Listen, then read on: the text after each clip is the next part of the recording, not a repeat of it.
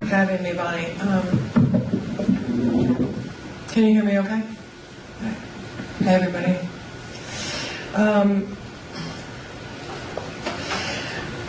I've done a lot of events since this book came out, and I've started turning events down because I realize it's so important that I'm a writer and I need to be writing books, not being on a plane. But when Bonnie asked me to come to Norfolk, I did not hesitate. Because this is my home. Nebraska is my home. And I spent a lot of time in Norfolk when I was a kid. My cousins lived here and around here, and my folks and aunties and uncles thought it was important for me to know them. And so I have one of my cousins here tonight. Our auntie and uncle used to drive me to Norfolk to see my cousins. So I've made the trip between Norfolk and Omaha so many times. This place is part of my imagination. I think more and more the older I get and the more I write about how much where we're from informs who we are, but for me, who I am as a writer, which is to say how I think and how I see the world. And for me, so much of that is informed by being from here. I'm just starting to think about what that means. I've lived a lot of places here and abroad, and I live in Omaha now, so I'm back home. I used to think when I was in college that I could close my eyes and feel myself go over the state line, like I could feel when I was home. And part of that, I think, has to do with the space out here and the sky. I've tried living in cities and have a really hard time with the speed and the closeness and the congestion and too many people. I like space. The space I feel being from Nebraska informs the space I need to create what I create. When I need to think or understand something, I want to be outside. I want to see this sky, which is different than other skies. When I was in graduate school, I had this little apartment that was above someone's garage in the mountains, and it was just beautiful. But every day I woke up and I would come outside onto my little porch on the side of the garage, and I'd be like, God, these mountains, it's like they're on top of me. I felt very claustrophobic because of the environment, and I had a hard time writing down there, but I would come home from break, and I would write and write because I felt like I had space again, and I was home. So anyway, this is just a really long way of me saying I'm really happy to be doing an event here in my home. They're more meaningful to me for ways I'm not quite sure about yet. But anyway, so yeah, this is my book, Last Night at the Blue Angel. It's, for those of you who haven't read it, it's about a jazz singer in Chicago in the 60s and her relationship with her daughter. She's a single mom. She comes from Kansas. A lot of my imagining Kansas was really kind of, you know, the way we write, we have these files in our brains, and you're writing a book and all the files fly open and sort of merge together. Is how I would describe it. A lot of the work I did around Kansas was Kansas, but also Nebraska, and the stories from my dad and Jan's dad and our aunts and uncles being raised up in Elgin, Nebraska, where Bonnie's from too, I believe. You know, these stories stick with us, and I didn't actually know how much a lot of these bits and pieces had stuck with me until I started writing, and suddenly I'm telling this anecdote or this story that I have heard, or an amalgam of stories I've heard. So anyway, I'm going to read two bits from the book. The novel goes back and forth between the perspective of two characters, the mother and the daughter. They're both in first person, so I'm going to read a little bit from each, kind of give you a sense of who they are. And then we'll talk, because I'd like to talk to you and hear about who you are. So, okay.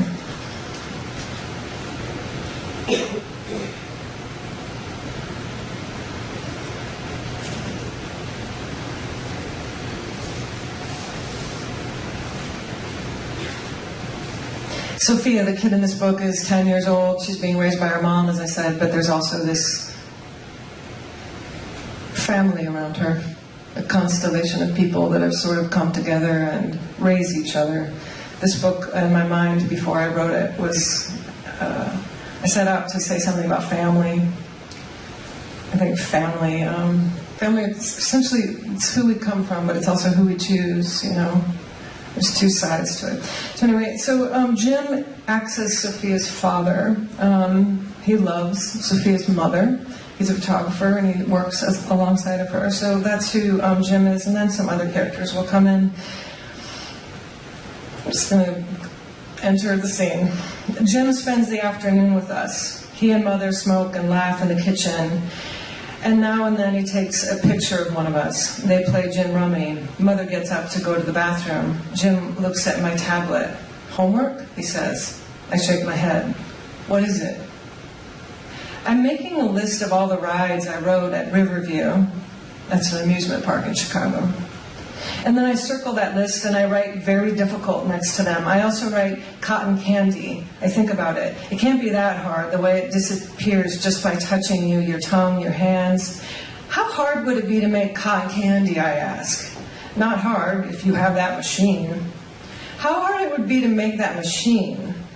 Can't be that complicated, he says. Why? I put a question mark next to cotton candy. It's hard to explain. Try, he says. It's a list of things I might have to reinvent someday, I tell him. Jim taps the ash of a cigarette into the ashtray and squints at me. Why would you have to do that? I don't answer. Do you think something bad is going to happen? I add machine to cotton candy and put a little star next to it. So what sort of things would you have to reinvent?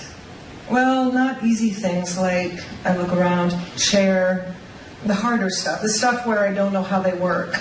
Jim looks at me. Let me see that list. I hand him my notebook. He studies it. This is a long list, he says. When did you start it? After they shot the president? When we came home that day and Mother was crying in front of the television? I know, says Jim. Who do you think they is? The people who have guns and bombs, I tell him. She never cries. She probably does. I would know if she did. He hands the notebook back. You forgot camera, he says. I write down camera. I study the word and feel the fear swell inside of me. I have no idea how a camera works. It's okay, says Jim. I do. Mother comes back. What did I miss? Jim says, I need to go to the dark room. Want to come? The dark room smells funny, I say. You should stay here. He's looking at me like he feels sorry for me. Can you spend the night, I ask? Jim laughs. No. It would be fun, says Mother. We could watch Ed Sullivan and eat popcorn. He says, well, all right, because no matter what Jim thinks, Mother can change his mind. We cook hamburgers and watch TV and make a bed for him on the couch. And while Mother tries to sing me to sleep in my bed, Jim leans in the door and listens.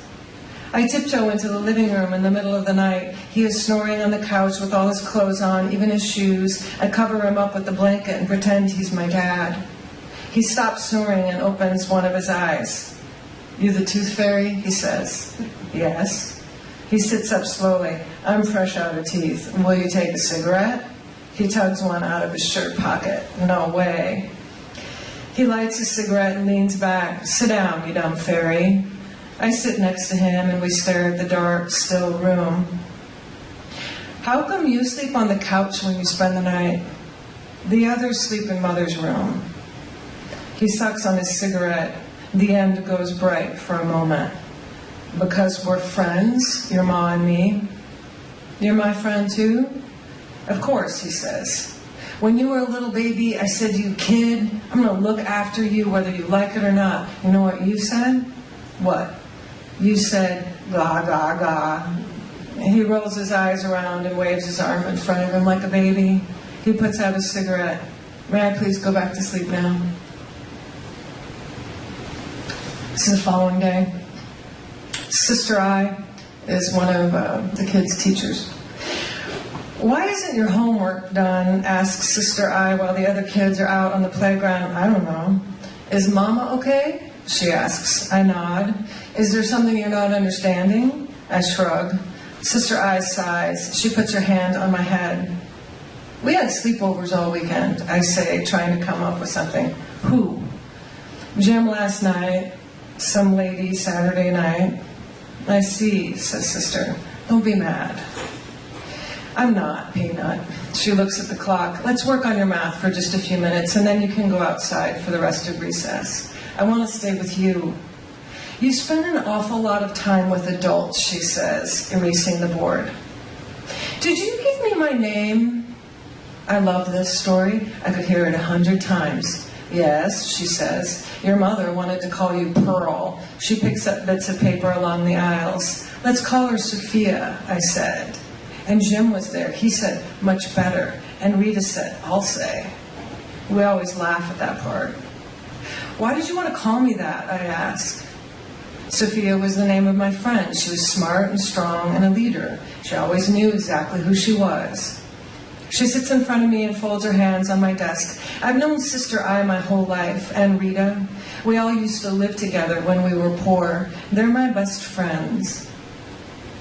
After all the kids are settled back in after recess, we bow our heads and say the acts of faith, hope, and love. When we're done, Sister says, "Please take out a clean sheet of paper." But just then, the civil defense drill siren sounds, and we all get into balls under our desks. I cross my fingers and hope it's just practice. There are so many things not on my list. I just know it. Sister I and Jim talk when we get out. It was Sister's idea for Jim to start picking me up from school because Mama can be forgetful, was what she told me, and Jim is always on time. He says punctuality is one of the few things a man can control. He takes me all the way up to the apartment. He says it so he can be sure I'm safe. "Oh, good, you're home," Mother says when we walk in. She's wearing a white dress with yellow and red flowers on it and a red apron, the good mom costume, she calls it. She talks while she walks to the coffee table in the main room. The funniest thing happened today. I was just minding my own business and the postman shows up with a delivery. Look, she lifts a blue dress from a giant box on the floor. The dress is the color of sky with navy beading and silver sequins. Isn't it the most delicious thing you've ever seen? I step toward it. I want to touch it, but I don't want to get it dirty. Jim shrugs. "Nice dress." "Well, the peculiar thing is this," she says, handing Jim a small square card. "Wear it tonight," Jim reads. He turns the card over to see if anything's written on the back. "Who on earth could it be?" she asks. Jim's eye twitches. Well, anyone, actually. Mother glances at him like he's just tried to steal her cookie. She grabs the dress, holding it to her like they're going to dance. Then she floats down the hallway to her room, saying, "We'll have to see if it fits." Jim takes me into the kitchen and sits me down at the table. "I want you to get to work on your homework right away. I'll make you a snack." "I don't want to do my homework." "Well, I know that, but if that's what's going to happen." "I'm not a child." "Oh, yeah," he says. "You're Lady Bird Johnson. I forgot." I open my math book and try to look serious. "Don't be mean. It's unbeaconing." "It's what?" says Jim. "Unbeaconing?" I say with some uncertainty. "What's the definition of that again?" "Well, if you're mean and you're a bird, your beak would fall off? For punishment." Jim's eyebrows lift. "Mom said it." "The word is unbecoming," he says. Well, that doesn't make any sense. Miss Rita shows up, calling "yoo-hoo" down the hallway. I run to hug her. She takes my chin in her gloved hand and tilts my face up so she can study it. "Good," she says. "Good what?" I say. "It's our little game. You're still you." She bends over me. I study her face, the heavy pancake makeup, the lines she draws just around the outside of her lips, her eyelashes like little black fans, her big twist of hair that she calls platinum instead of blonde. "You're still Miss Rita," I tell her. "Well, now that that's settled, where's your mother?" Mother appears then in the dress. She's one curvy line after another, hugged in sparkly blue, hugged in the sky. "What on earth?" says Miss Rita, circling Mother like she's the maypole. It was a gift, says Mother.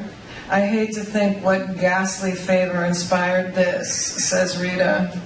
Mother waves her hand at Rita and glances at me. For heaven's sake, was I crude? Rita asks Jim. But Jim isn't listening. He's just looking at the dress, trying not to look, looking some more. I have new music for you, says Rita. They sit. I know you love the old songs, and God knows I do too, but darling, your audiences get older every night. We're going to have to start pouring Geritol at intermission. Do you listen to the radio? Chapel of Love? My Guy? Mother shudders. Horrible, vulgar little songs, no talent. Jim takes a picture of all of us sitting at the kitchen table. All I'm suggesting is that we perk up the act a bit. Rita stands and brushes her skirt. I would say take your time, but we're not getting any younger, darling, are we? Rita hugs me and says, show business is a barbaric life. Promise, Miss Rita, you'll be a nurse or a teacher, like sister. I promise, I say. She hugs me again, usually 4 times, enough that I smell like her perfume for the rest of the day. Who's my favorite little bastard child? I am, I say. Yes, you are, she sings.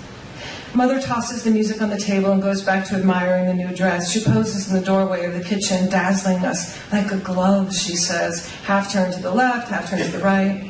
Jim lifts his camera from around his neck and shoots another picture. Oh, stop, she says, posing anyway, just in case he shoots again, which he does. How did he know my size? How do we know it's a he, says Jim, and then laughs. Mother's jaw clenches. She doesn't laugh. She walks away. What'd I do? Asks Jim. So that's a little bit of the gang.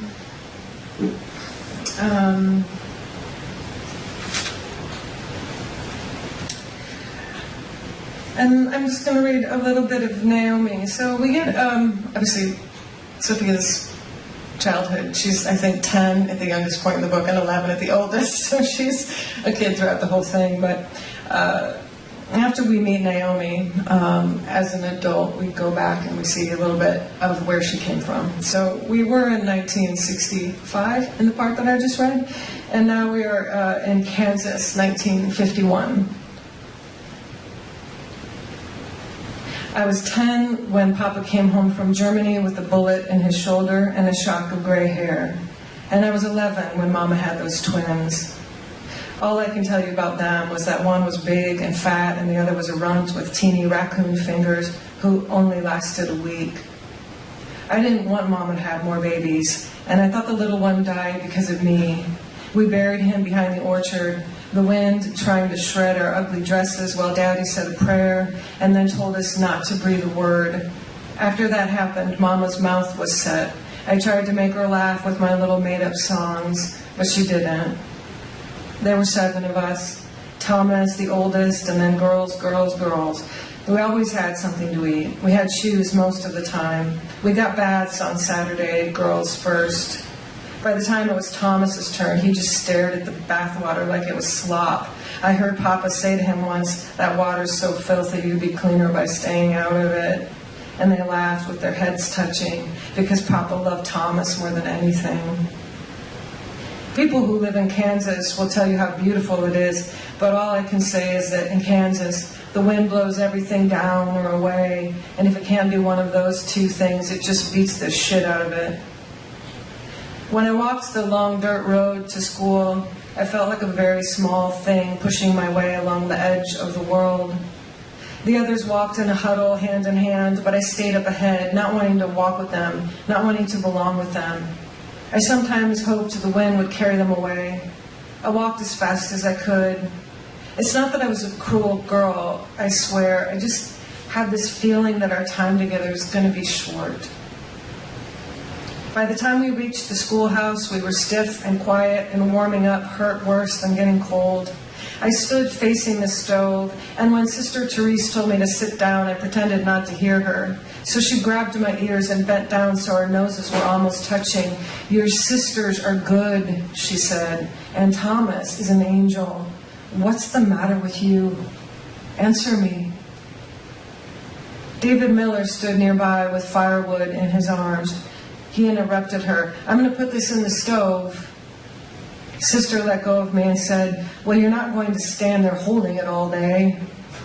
"Don't pay her any mind," he said as he passed me. He was the oldest boy in school and tall as two of me, dark-haired and dark-eyed, already shaving. I looked at my sisters as I walked back to my seat, and they looked at their books. David's sister, Laura, was wearing another dress I hadn't seen before, and her long black ringlets were so soft, her ribbon slid right out of her hair. I dropped my pencil, and when I bent to fetch it, I took the ribbon and kept it. The girl sitting next to me saw me and raised her eyebrows, so I showed her my fist. Laura absent-mindedly touched her hair, and when she noticed the ribbon was gone, looked for it on the bench and the floor. Then she looked back at me. She had large brown eyes that looked sad, even though she had nothing to be sad about. We stared at each other for a minute, and then she turned back around. Every day, like clockwork, Sister Therese ran around the schoolhouse, opening all the windows, even though it was getting cold. She stood in front of one for several minutes, fanning herself with her lesson book. When she turned back to us, her face was flushed and damp. Once I heard her whispering to herself, "It will pass, it will pass." When Father Eugene appeared in the doorway, we stood quickly and greeted him in unison. He smiled and stomped his boots, speaking with Sister Therese quietly, their backs to us, glancing a few times at Thomas. On the way home, it was Thomas walking far ahead. I caught up to him and could tell he'd been crying. "Go on," he said, and started making longer strides. "Tell me what they said," I yelled. "They're taking me away to become a priest." I laughed at him. He wiped his face. "What the devil are you talking about? You're 15 years old." "Well, that's when they take you," barked Thomas. I realized he was telling the truth and was scared to death. "I wish they'd take me," I said. "Easy for you to say." The whole family was happy and proud about Thomas. "Father Thomas," Muriel whispered to me in bed that night. "Won't that be something?" "It's horrible." "I don't think so," she said. "Special people can come from nowhere. Why, General Eisenhower was from right over in Abilene." A week later, Thomas was taken away, empty-handed. He kissed me with his doll face. "You don't have to," I whispered to him. "We can run away." But all he did was blink. After Thomas left, Papa took the older girls out of school to work on the farm, but not me. Mama told him I was too mean and lazy to be of any use there. "Let the nuns deal with her," she had said. My sisters became strong and lean, darker than me, and it was not hard to imagine them stuck in that filthy, tired life until they were like old sway-backed mares. While Sister Therese was having one of her fever moments at an open window, I stole an arrowhead from the Land of Kansas diorama. She turned around just in time to catch me and put me in the corner for a week. The Monday my punishment was to end, I went to school early with the head of an old hammer and a fistful of nails in my skirt pocket. And I angled the nails into every last window. Laura and David, because they were always the first ones to school, saw me doing this and smiled at each other. I raised the hammer up in the air, shook it like Sister did with her ruler, and they laughed again.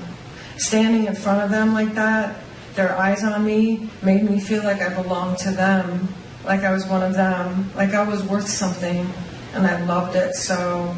I had stumbled upon the key to my happiness.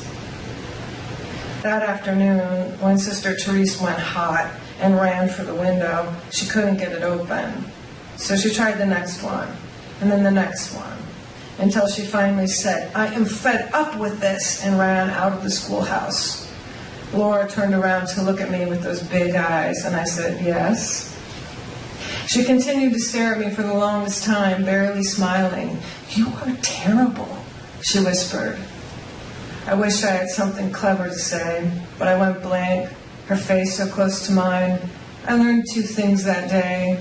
One, you ought not let yourself love a person until they've seen just how bad you are. And two, I loved Laura Miller. I think I'm going to stop there.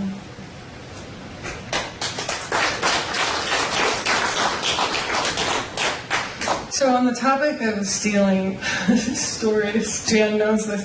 So my dad did this in school to a mean nun in Elgin. Do you know this story? That he nailed the window shut because this nun was having hot flashes, and she was really mean to him because he was really naughty. So he went in and nailed all the windows shut, and she couldn't get him open. She ended up leaving. She was just like, I don't want to teach anymore, which is what this nun does. And then Sister I comes as a very young novice, and that's when Naomi and Sister I meet each other. But it's fun for me to read that because I think it was one of my dad's favorite stories. He's kind of naughty. Oops. So anyway, I would love to kind of talk to you, and if you have any questions, and it doesn't have to be about me or the book, it can be about writing, about thinking about art, reading art, making it, anything you want to talk about. I will talk about anything. Yeah. Yes. I read the little interview at the end of the book, and it talked about your lists. You make a list, and did you actually list down fire hydrants because that's how you want to get water? Yeah, this is so strange. My dad, he's kind of a jack of all trades. He did a lot of different kinds of jobs. He didn't have a whole lot of education. He's very much a self-made man, but he worked on fishing boats, he worked on wells, he worked in mines, he worked construction for a long time and kind of stayed in that in Omaha. Fast forward many years into the early 80s, he started contracting for SAC, which is Strategic Air Command in Omaha. And they required these very complicated buildings because this was during this sort of Cold War. And I went to the construction site with him like every weekend, and he was very proud of these buildings because they were complicated. They weren't the usual like office, They had leaded walls in the basement, and he would show me, and I was like, why do the walls have to be leaded? And he's like, so the Russians can't see our computers, I was like, so why are we concerned about that? And he's like, because they'll drop the bomb on us, kind of thing.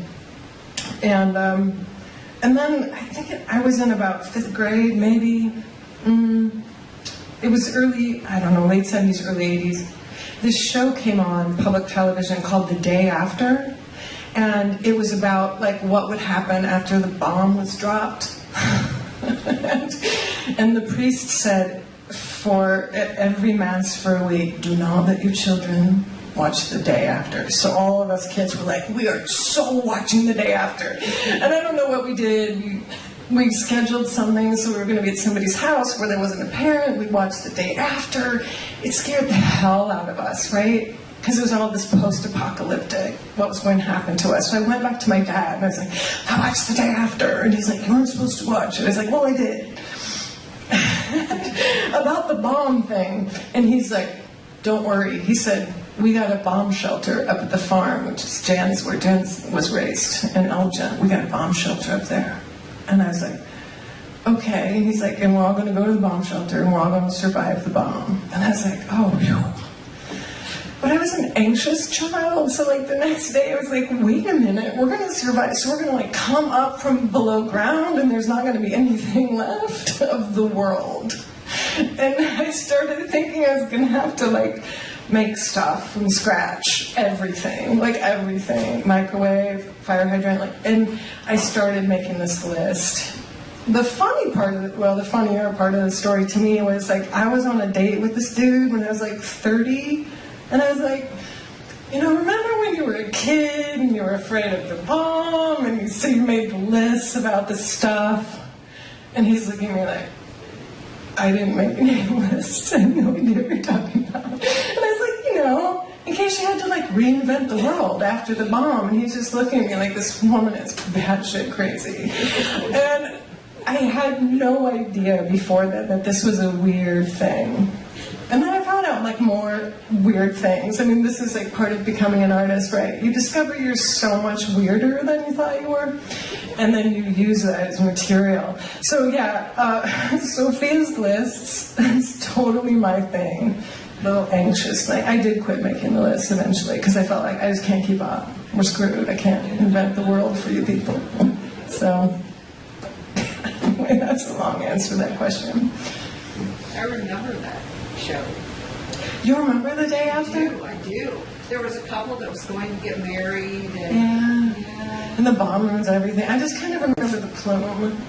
It's probably like stock footage of the plume. Like, here's what the world looks like blowing up. Any other questions? Or comments? It don't have to be questions. Anything? Any thoughts? Yes? Are you working on anything currently? I am. Yeah. I'm writing 2 books simultaneously, which I don't recommend. It really makes you insane. I mean, writing a book at all makes you really insane, but writing 2 is like off the chain. Like, I want to move out. Like, I've said to my husband, I think I might be leaving. And he's like, where are you going to go? And I was like, I don't know, but I'm crazy. Because you kind of live in the world when you're writing a book, and right now I'm living in 2, and then plus my world. So there's essentially 3. My brain feels really kind of schizophrenic right now. But yeah, one is a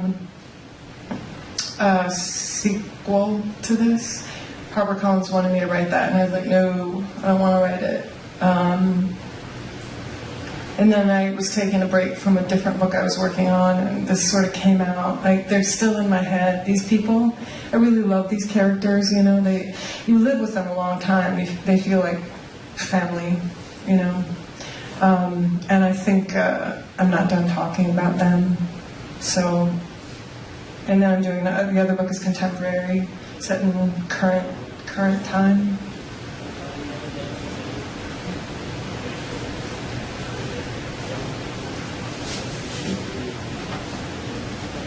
Are there any writers in the audience? Okay.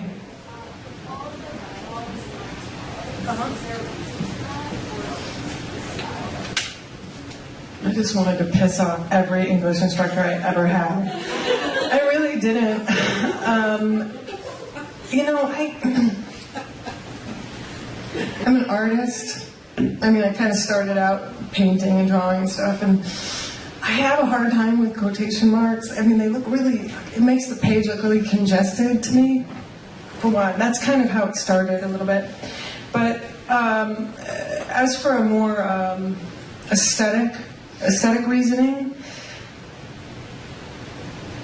the book is obviously, you know, like Sophia's portion, and it's told first person. I wanted to play a little bit with memory and how we remember things, you know, and obviously it's not a child writing a 10-year-old writing this. There's an adult sensibility there, sort of remembering and writing this. And I wanted to, if only for my own purposes, see something about how what we remember is rarely accurate. When I see quotation marks, I see, and this is the English teacher in me, this is exactly what was said, right? But I feel like when one is dealing with memory and the effect of memory, the italics made it, for me, more like, this is how it felt. It wasn't necessarily what was said, but this is how I remember it, you know? I think if we were to like hear a recording from a conversation you had with your mom 15 years ago, you're like, that was said, I don't remember that. You know, you remember it a certain way, it feels a certain way. So I was trying to kind of work with that idea of, it's an impression of what was said. Not an exact, like this is exactly what was said. It's how Sophia remembers it, but it's not necessarily what was, you know. But it's really funny. I did this event in Los Angeles, Kansas City. I know that feels like, it was a big event, and there were a lot of teachers there, but I had like a bunch of English faculty there. A lot of them retired from a local school, and they were really mad about the italics. I was like, do you have any questions? And they were like, and I was like, this is going to be about the italics. I just knew it immediately. And I said, was it confusing to you? Did you not know who was talking? And they're like, we knew who was talking. And I said, so it's just like, you just didn't like it? And they're like, well, it's wrong. I was like, okay. But I mean, people do a lot of things with dialogue. Sometimes you see, dashes. I mean, there's a lot of different ways to talk about how the spoken word sounds to us and feels to us, and I just wanted to play with that. Now, if I want to go through that again in the next book, I do not know. I'm very tempted to just put quotes in and leave it, because it's much ado about nothing, but I don't know, we'll see what happens. I'm also a little rebellious, so I might leave it that way. Mm-hmm. Do you have any tips for first-time writers who want to put out a novel?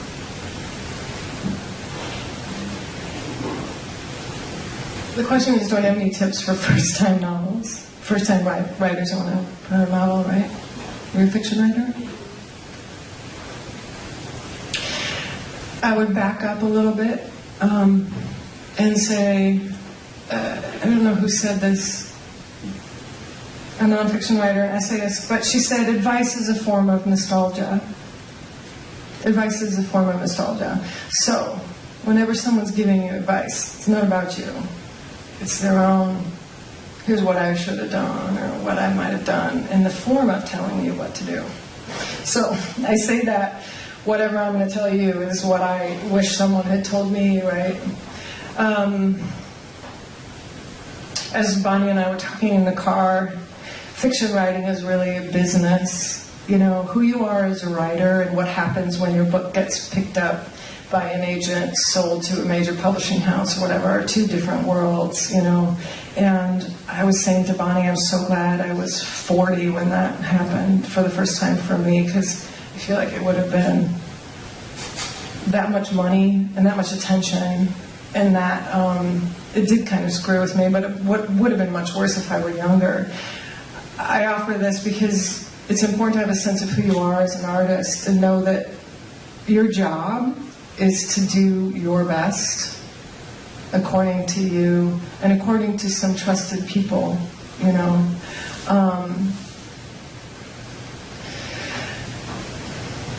I would say, remember that. I would also say, I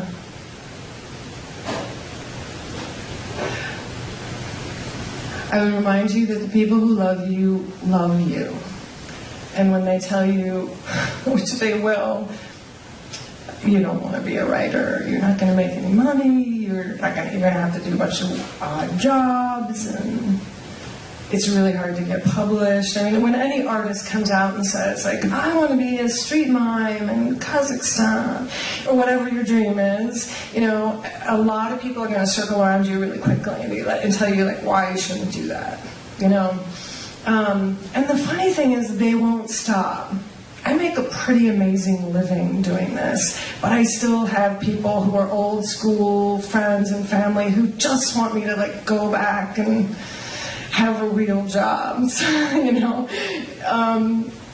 because this is a strange world and it worries people.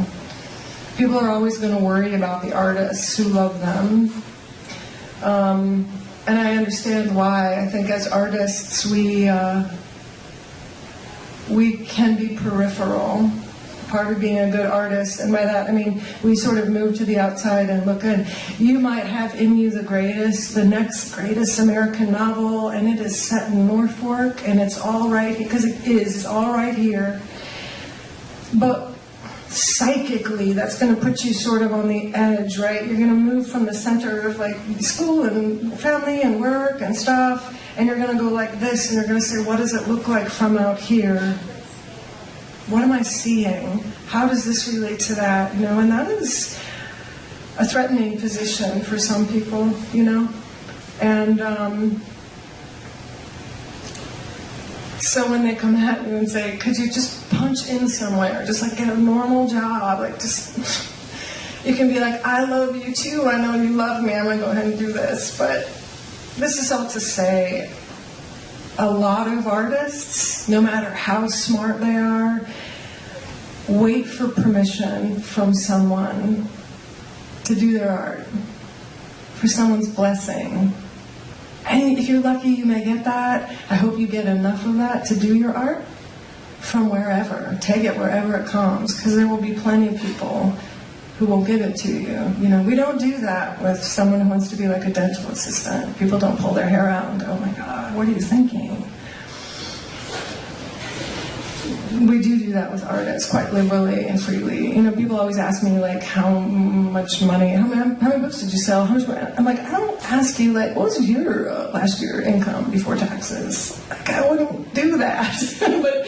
but, you know, there's something about, because I think being an artist means putting yourself out there in as real a way as you can. And it makes you incredibly vulnerable. And hopefully you will know people who will come in and love that in you and really honor it. But there will also be people who will kind of see that as an opportunity to kind of come in and tell you what to do, right? So that's kind of the emotional piece, and I put that first because that will derail any practical information I could give you if you don't start getting hold of that piece.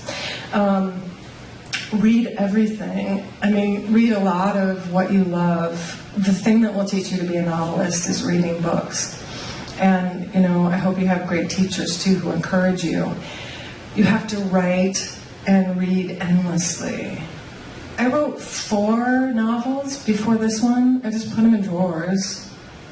Because there was this gap between what I did and what I knew I could do.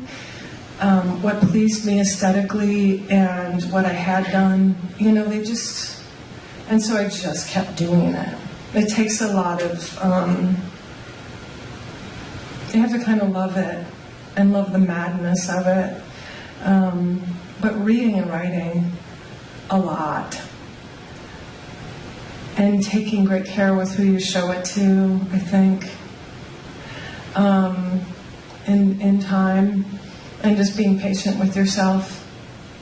I also write poetry, and somebody, not I, said something like, poetry is like a one-night stand and a novel's like a marriage. So there's that piece. Like, when you enter a novel, you live with these people. Like, I was working 2 jobs when I wrote this book, and I'd go to the coffee shop from 6 a.m. to 8 a.m. before I went to my first job, and I wrote for those 2 hours. I did it every day. So it took me a lot of years to do it, but it was also the kind of this most, I would say, saving piece of my life at that time. My life was tricky at that time, and this was mine. It was no one else's. It was mine, and it made me feel alive, and it made me feel alive. So, I mean, I'm sure you're not the only artist in this room. I hope I'm speaking to any young and old artists. You know, I do it. Just do it. You will regret it if you don't. Does that answer the question? That's a mouthful, I realize, but we have a question, 2 questions in the back. The young woman?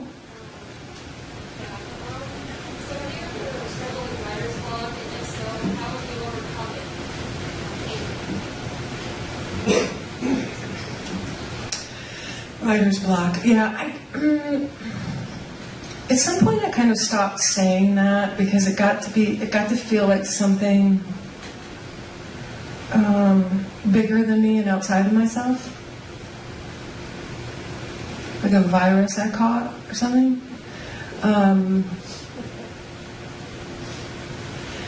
I started saying, I'm not writing right now. So I tried to take it from this thing like writer's block. It's like something's in my way. I can't get past. There's a tree on the road. I can't, you know, but it's inside of me. And I had to change the language around that so that it stayed there. So I was saying, I'm not writing right now. Is it because of laziness? Is it because I don't know what to do next? Or I don't have enough enthusiasm? Or I'm not reading enough? I'm not inspired enough? You know, I caution my students to take a lot of care with that because it's such a popular thing, right?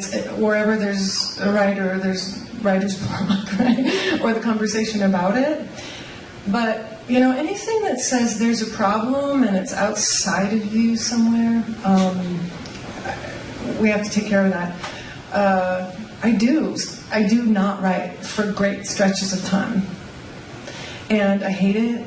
And I don't know what my purpose in life is when I'm not writing. It's very depressing and probably hard to live with. At this stage, I know that something is happening when I'm not writing. Was it Elizabeth Bishop who said I write poetry more by not writing it than by writing it? Does that sound like her? So I say that to suggest that when you're not writing, when you're not doing your art, and you're still thinking and living like a writer, and by that I mean, are you paying attention, are you watching, are you listening to conversations, are you watching how somebody walks, how they sit, what they do with their body when they're talking to that one guy? All the stuff that writers are just collecting all the time. You're storing up. You're loading the shelves. You're filling the bunker at the farm. So, when you sit down, you're like, whoa, where did this come from? Well, you've been saving it up, So I try to have faith in it and trust in it. I'm not a person, I'm kind of a binge writer. I write really, really hard, and then it's like the desert for a long time. And then I write really hard, then desert. And I don't like it. I wish I were one of these, I write from 8 to 4 every day with a break for golf, like your mystery writers. That is not how I do it. But trusting that there's a process there that's working aside from you or behind you, kind of, that you're not always aware of. So I would say that's how one might deal with that. And just read more. Honestly, if I get a good book in my hands, it fires me up immediately, and I get going. And also hearing Bonnie reminded me, because Bonnie writes poetry, going to poetry readings, things like this. Hearing someone read stuff is really lights me up for some reason. I think we're meant to hear a lot of these read aloud, and the more I do that, the more language moves in my head, which is becoming increasingly important because we're in this era now, we're in this sort of era where our communications are very abbreviated. See you later, right? Right? We're not really thinking, certainly not in sentences anymore, definitely not in paragraphs. So if you want to write a novel, one has to switch how one talks in one's head. Got off on something. I don't remember what the seed of that was, but I'm sure it was very important. Oh, hearing things being read. Yeah, go to readings. Look them up on YouTube. Poetry slams, anything that gets that language in your head is great.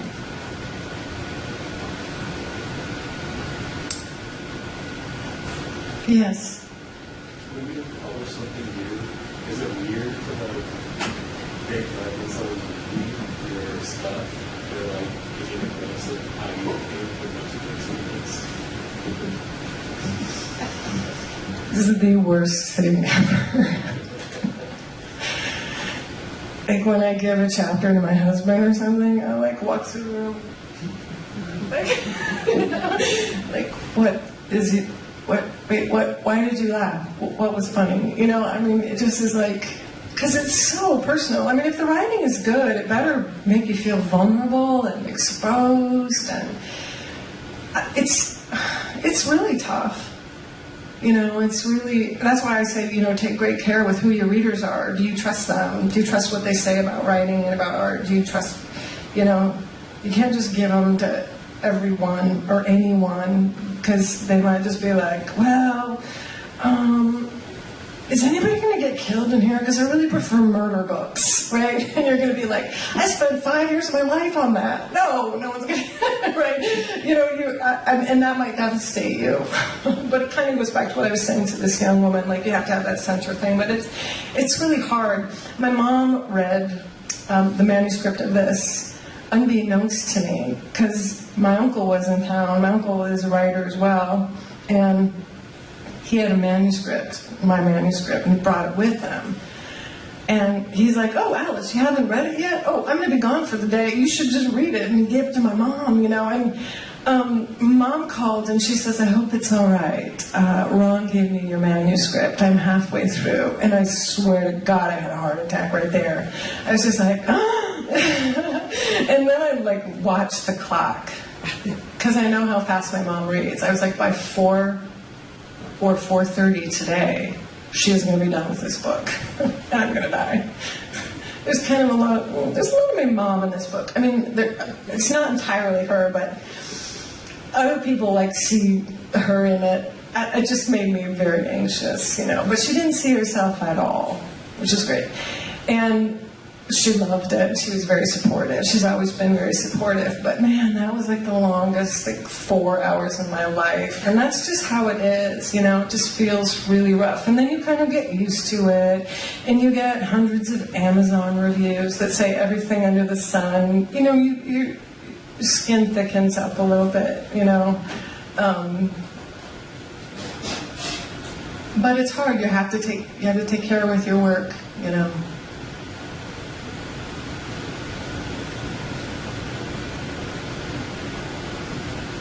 Any other questions? How are we doing? Oh, we're almost, wow, that went fast. I mean, for me it did. Thank you guys so much for being here tonight. It means a lot to me, and I'm really glad to be here in Norfolk, and I hope you guys continue to read and write and make art and be bold. Thank you.